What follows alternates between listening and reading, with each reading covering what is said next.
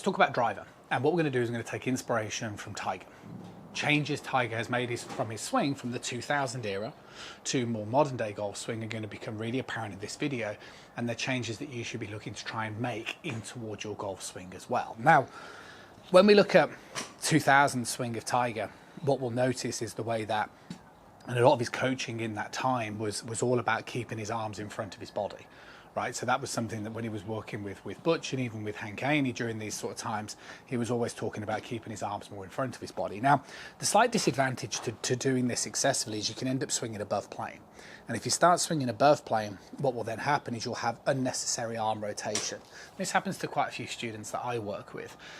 The problem is if you start rotating your arms too much in the backswing position, one, this will get the club shaft too horizontally placed, and the second problem is that it basically opens the club face more.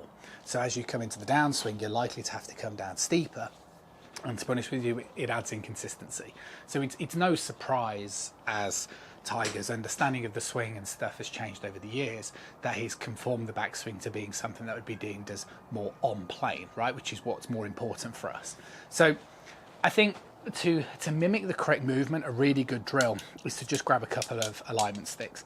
The first alignment stick you're going to place through your target line, okay, so something like so, and then the second alignment stick is pretty much going to go over your toe line, but try and get it to look the same as the one that you're using for your target line, right, like so.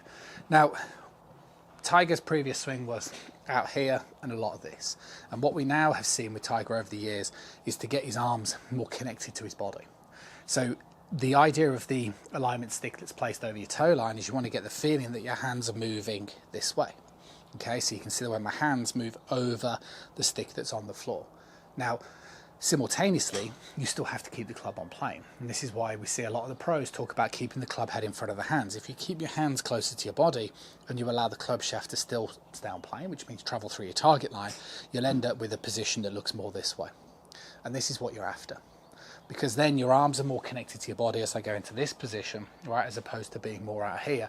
And if you can keep your arms theoretically more connected, it's just going to be way more consistent for you coming in towards the downswing, and that's the big thing, right? So you can see I'm not proposing that you swing more vertical on the way back. I'm not proposing any of that. We can see with Tiger, the big change that he's made is instead of swinging above and then excessive arm rotation, he's basically moving his arms more to the side of his body.